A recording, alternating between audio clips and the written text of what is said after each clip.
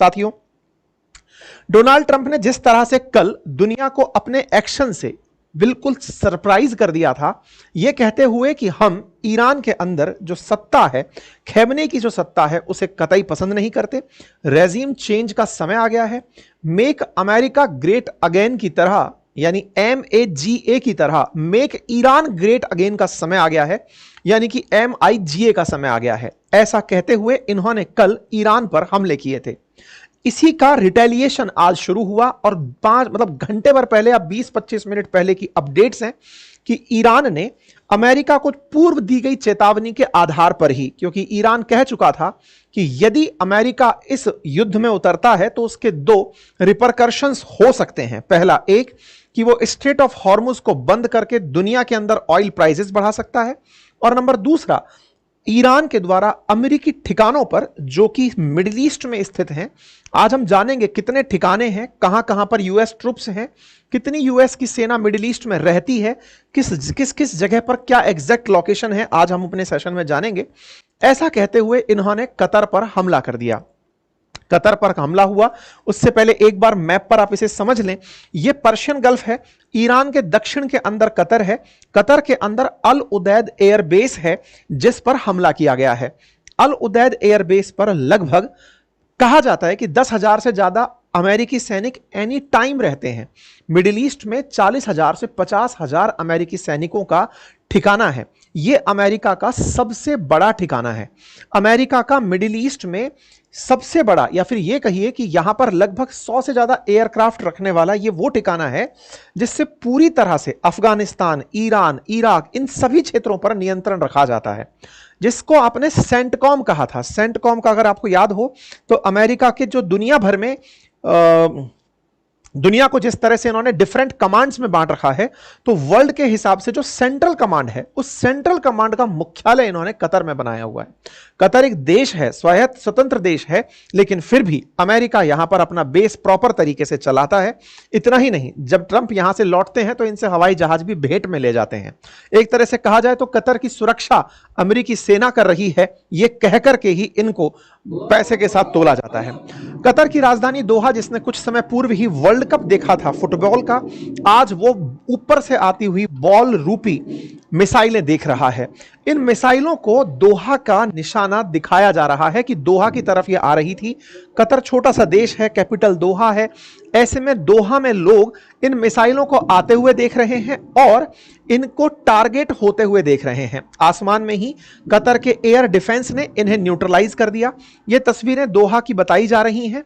चूंकि इस घटना को बीते अभी 1 घंटा ही हुआ है, ऐसे में इस घटना की जो तस्वीरें हैं वो सोशल मीडिया पर तेजी से प्रसारित हो रही हैं, लेकिन फिर भी हम इन सभी तस्वीरों में मोस्ट वेरीफाइड तस्वीरें आपके साथ साझा कर रहे हैं। संभव है कि इनमें से एक आध तस्वीर कोई फर्जी भी निकल आए, तो हम उसको पहले ही आपके सामने बताते हुए चल रहे हैं। चूंकि इन हमलों की दोनों ही तरफ से, मतलब एक तरीके से अमेरिका की तरफ से भी, कतर की तरफ से भी इसका अनाउंसमेंट हो चुका है कि हमारे ऊपर हमला हुआ है, भारत की तरफ से भी हो चुका है कि ऐसा कुछ हो रहा है, इसलिए हम ये तो मानते हैं कि यहां पर हमले हुए हैं।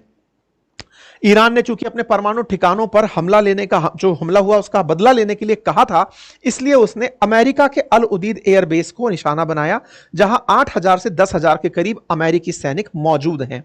यहां पर खबरें हैं, the competent Qatar authorities announce the temporary suspension.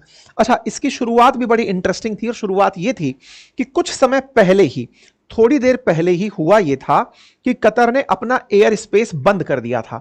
Air space बंद किया और सायरन बजाना शुरू कर दिया था।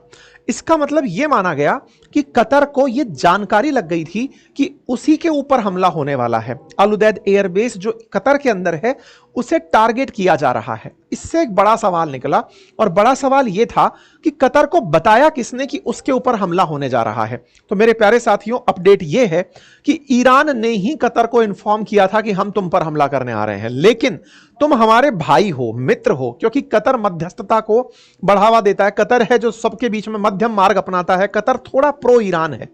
तो कतर से कहा गया कि तुम हमारे भाई हो, इसलिए हम तुम्हें पहले इन्फॉर्म कर रहे हैं कि तुम पर हम हमला करने आ रहे हैं, लेकिन यह हमला तुम पर नहीं है, तुम्हारे किसी भी सिविलियन को टारगेट नहीं किया जाएगा। यह ईरान की तरफ से लेटर ऑन बयान भी आ गया है। हमने अमेरिकी बेस को निशाना बनाया है। आपको क्या लगता है कि अमेरिकी बेस को निशाना बनाना कतर के अंदर अमेरिका के ईरान के लिए इतना आसान रहा होगा? देखिए, इस हमले भले ही न्यूट्रलाइज हो गए हों, लेकिन ईरान ने अपना सिंबॉलिक संदेश दे दिया कि हम इस बात से नहीं डरते कि हम आपके यहां पर हमला कर सकते हैं। ऐसा कहते हुए ईरान ने कतर के अंदर अल उदैद एयरबेस पर निशाना बनाया और कुछ मिसाइल के जो डेब्रिस हैं वो दोहा के अंदर सड़कों के किनारे भी पड़े पाए गए हैं। ये सब हुआ कैसे? तो मैंने जैसे आपसे पहले भी कहा कि अमेरिका ने जिस तरह से इस हमले को टारगेट किया था, जिसमें अमेरिकी बॉम्बर्स ने जाकर के नातांज जैसे जो इनके यूरेनियम एनरिचमेंट प्लांट हैं उन्हें निशाना बनाया गया था। इस पूरी प्रक्रिया के अंदर अमेरिका जिस तरह से ईरान को बार बार धमकाता आ रहा था कि हम तुम पर हमला कर दिए हैं, तुम हम पर मत करना, अदरवाइज परिणाम बदल जाएंगे, लेकिन साहब ट्रंप की धमकियों का ईरान पर कोई असर नहीं हुआ। ईरान ने अल्टीमेटली यहां पर एक डिप्लोमेटिक मूव भी चालू किया और वो ये था कि इन्होंने आज ही, हालांकि हमने कल रात को अपने इसी टाइम पर सेशन में आपको बता दिया था कि ईरान ने अपने फॉरेन मिनिस्टर को रशिया भेजा है, वो रशिया जाकर के पुतिन से मिलने गए हैं। तो ये पुतिन से मिलने गए, आज इनकी पुतिन से बातचीत हुई, उसका वीडियो जारी हुआ, लेकिन एक बड़ा ही इंटरेस्टिंग वाकया हुआ कि जो वीडियो जारी हुआ उसके माध्यम से जो संदेश निकल कर आया वो बिल्कुल वैसा था। कैसा था कि ईरान की मतलब पुतिन की तरफ से कहा जा रहा है कि हमारी पोजीशन जो वर्तमान इवेंट पर है वो सबको अच्छे से पता है, ये क्लियर है, स्पेसिफिक है, डिटेल्ड है। हमने आपको अपनी विदेश मंत्रालय की तरफ से बता दिया था कि हमारा मतलब हम इस मुद्दे को यूनाइटेड नेशन सिक्योरिटी काउंसिल तक लेकर गए हैं। मतलब पुतिन यहां पर जो भाषण दिए वो ईरान को यह कहने का था कि हम आपका मसला यूनाइटेड नेशन सिक्योरिटी काउंसिल में लेकर के चले गए हैं, यूएनएससी में हम मुद्दा लेकर चले गए हैं। यह बात ईरान को पुतिन कहते हुए सुनाई दे रहे हैं। लेकिन क्या ईरान यही मांगने गया था या कुछ और, या फिर कैमरे पर नहीं आया? क्योंकि अल्टीमेटली जब यह मीटिंग खत्म हुई है उसके बाद कतर पर हमला हुआ है। क्या यह माना जाए कि ईरान को यह आश्वासन पुतिन से दिया गया कि आप पर अब अगर अमेरिकी हमला होता है तो हम आपको कुछ ना कुछ जरूर देंगे? इस बीच में इजराइल का क्या स्टैंड रहा? क्योंकि यह तो सब अमेरिका का शुरू किया हुआ है। इजराइल के ऊपर हो रहे हमलों की जगह कतर में अमेरिकी बेस पर हमला हो गया है। इन सब के बारे में केवल यही कहा जा सकता है कि ये मानते ही हैं कि ये सब किया धरा इजराइल का है, लेकिन अमेरिका जबरदस्ती आ गया और इस जबरदस्ती में अब चूंकि वो आ गया है तो हमें उसको भी निशाना बनाना पड़ेगा। अब बड़ा सवाल है कि कतर को निशाना बनाया, ऐसे में अमेरिका के कुल कितने ठिकाने हैं दुनिया में? साहब कुल 750 बेसिस पर अमेरिका है। अकॉर्डिंग टू 2022 में जो रिपोर्ट आई, दुनिया भर में अमेरिका के जो ठिकाने हैं वो लगभग 750 जगह पर हैं।